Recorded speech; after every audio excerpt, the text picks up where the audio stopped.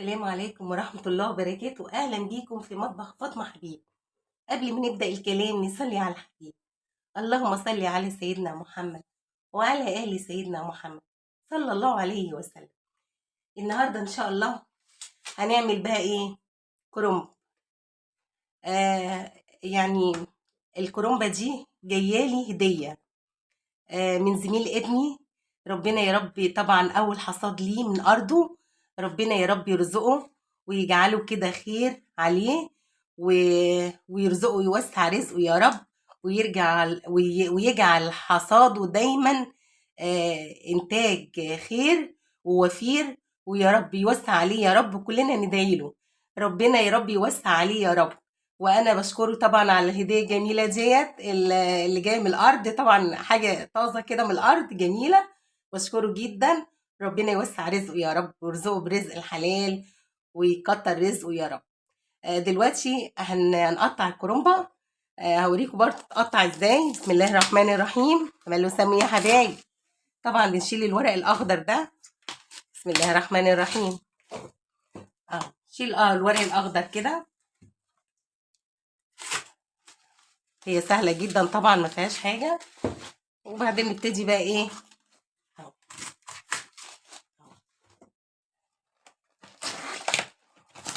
بس مفيهاش اي حاجه. خلاص كده الكرومبه خلاص. هنبتدي ايه نسلقها بقى كده. خلاص الكرومبه هنسلقها بقى خلاص. شايفين؟ هنغسلها حلو قوي ونيجي بقى على البوتاجاز. نقطه برضو حبيت اقولها لكم، معلش انا طبعا عامله المحشي كرومب قبل كده في القناه، وطبعا قايله كل ده، بس هقولها تاني. لما تيجوا تشتروا كرومبه ما تشتروهاش الايه المضغوطه من هنا قوي، اشتروها اللي هي ايه مهويه. المضغوطه دي لا، بتبقى مزرعه. وبعدين كرومب الشتا مفيش احسن منه. معلش بقى نيجي على البوتاجاز. دلوقتي حطينا الحله على البوتاجاز.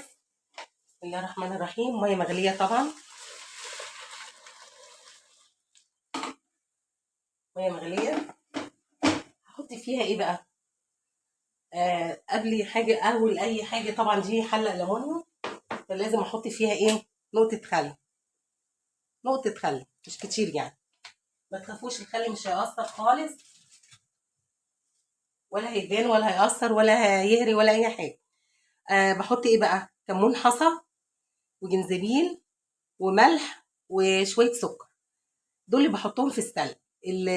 الكمون لازم يكون حصى علشان بيبقى قوي يعني.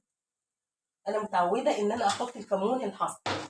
خلاص الميه بتغلي اهي. هنبتدي بقى نجيب الكرنبه. بسم الله الرحمن الرحيم. ادي الكرنبه شايفين اهي. بحطها في حلقه كده واقوم مغطساها. هي مفيش يعني دقيقتين وهبتدي ايه.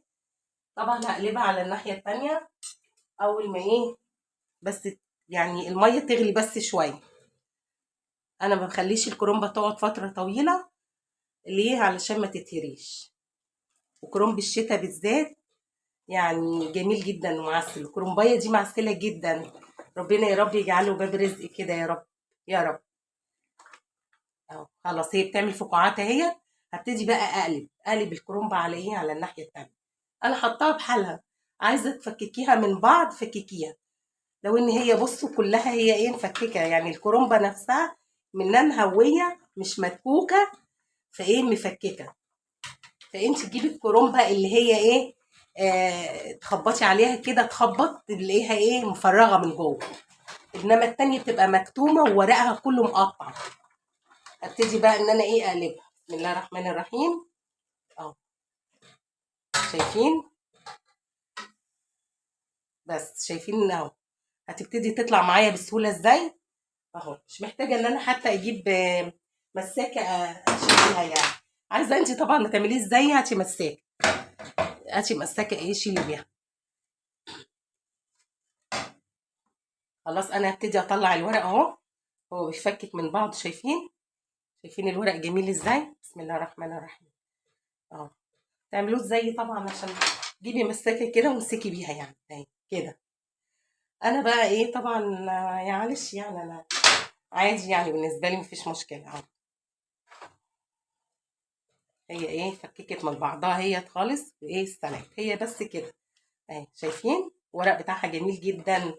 يا رب يجعله باب رزق يا رب، ووسع عليه وارزقه يا رب برزقه ورزق اللي وراه، يا اللهم امين يا رب العالمين. كلكم ادعوا له في التعليقات ان ربنا يوسع رزقه وهديه مقبوله، وربنا يعني يكرمه يا رب. خلاص ادي ايه، شايفين الكرومبه اتسلقت خلاص اهي. شايفين ما فيهاش حاجه خالص اهي، كرومبه اتسلقت خالص ما فيهاش. دي بقى اللي اسمها البطه والوزه دي اللي احنا كنا بنفرح بيها زمان، حطونا فيها رز كده.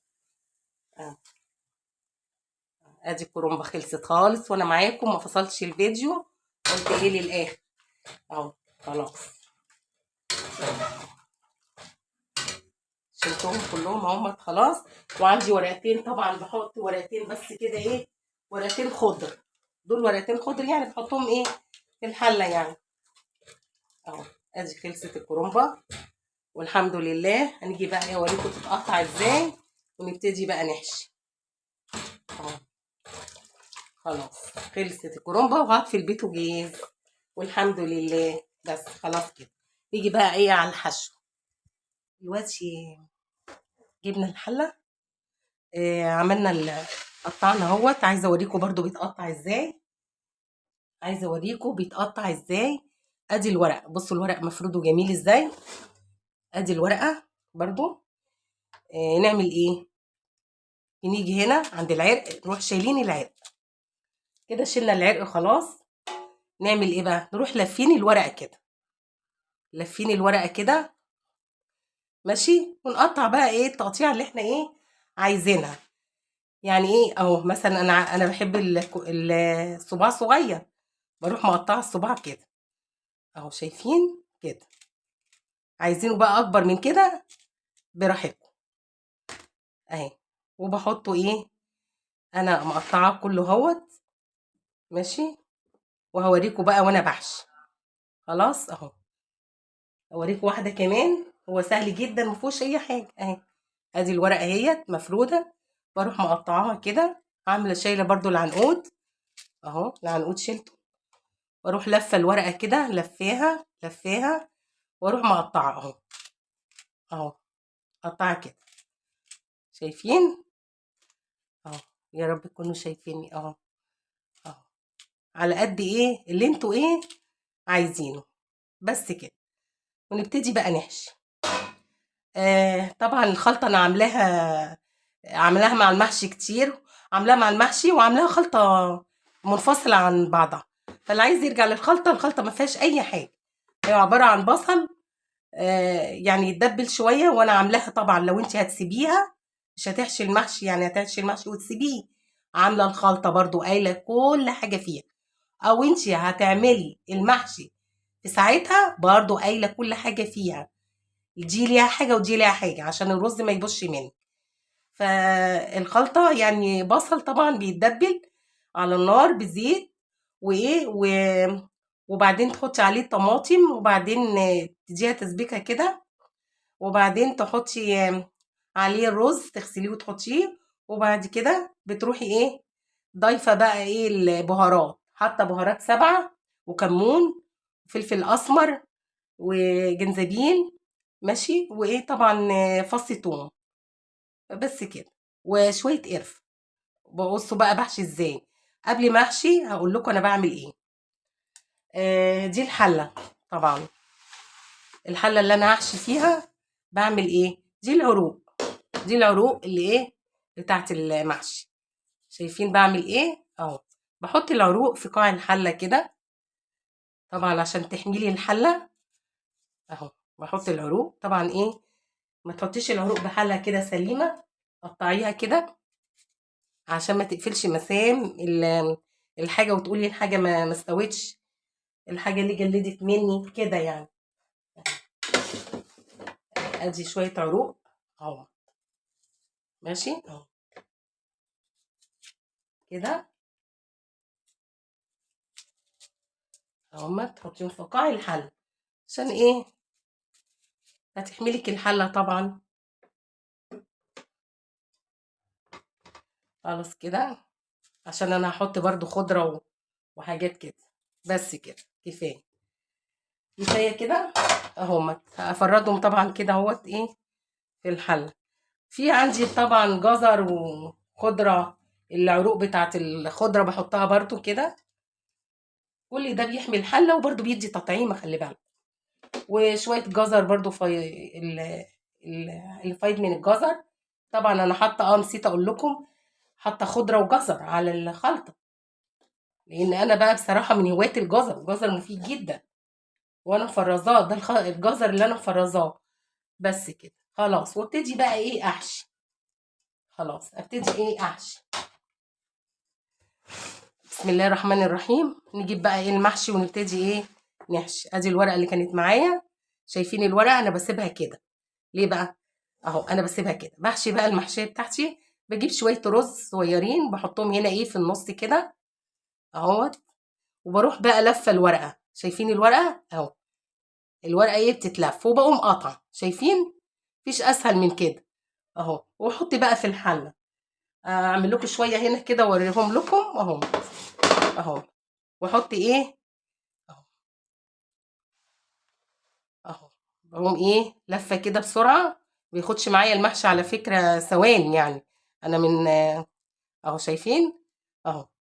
اهو شايفين شويه رز كده صغيره، تروحي لفه كده اهو قاطعه اهو. وانا محشيتي طبعا ايه معروفه ان هي صغيره. آه، اهو انا مميزه لعلمك بالمحشي ايه الصغنن ده اهو. انا ما بحبش المحشيه الكبيره قوي اهو. ادي شوفوا الورقه قضت كام واحده، هي الكرنب صغيره بس معايا انا مش هتبقى صغيره. شايفين المحشي بتاعي؟ شايفين المحشي بتاعي ايه؟ شايفين؟ شايفين المحشيه صغننه ازاي اهو. بعد كده بقى برص في الحله. بعد كده برص ايه في الحله. انا ممكن احشي معاكم المحشي كله وانا ايه اهو. ارص بقى في الحله كده، شايفين اهو. طبعا مش هياخد معايا وقت خالص الحمد لله، بفضل ربنا طبعا. اكمل هعمل الحله بقى كلها ونيجي بقى ايه على التسويه. دلوقتي كده خلاص حشينا المحشي خلصناه. هنعمل ايه؟ هنسقيه بقى بالشوربه. بسم الله الرحمن الرحيم. طبعا الشوربه تكون ايه مغليه. الشوربه تكون ايه مغليه. بسم الله الرحمن الرحيم.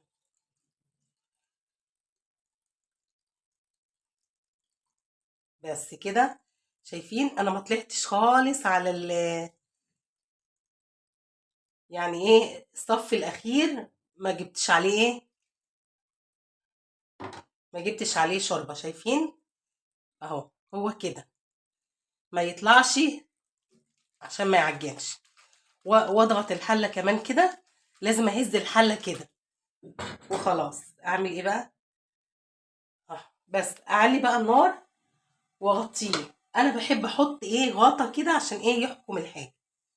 انا بحب احط الغطا كده واغطيه وخلاص. واجيلكوا بقى الشكل النهائي بعد ما يستوي.